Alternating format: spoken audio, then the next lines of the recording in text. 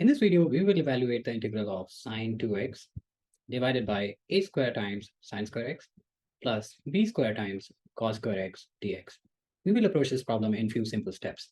The steps are, first, we will substitute the denominator as u and then differentiate it in order to get the numerator in terms of u and dx in terms of du.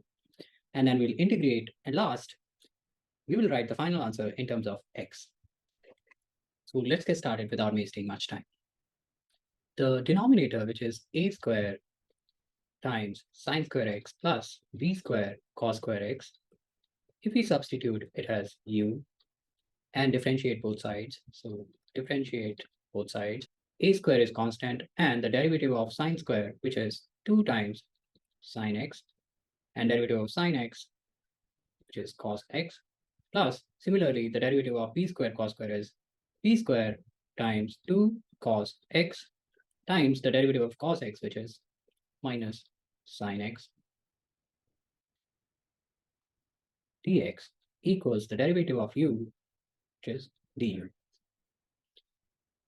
So we can see that we have a common term here, which is 2 sin x cos x, and here as well 2 sin x times cos x.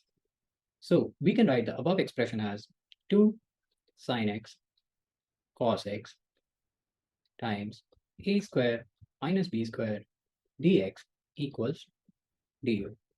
Further, we know that 2 sin x times cos x is sin2x. Therefore, we can write sin2x times dx times a² minus b² equals du, or sin2x dx is equal to 1 over a² minus b² times du.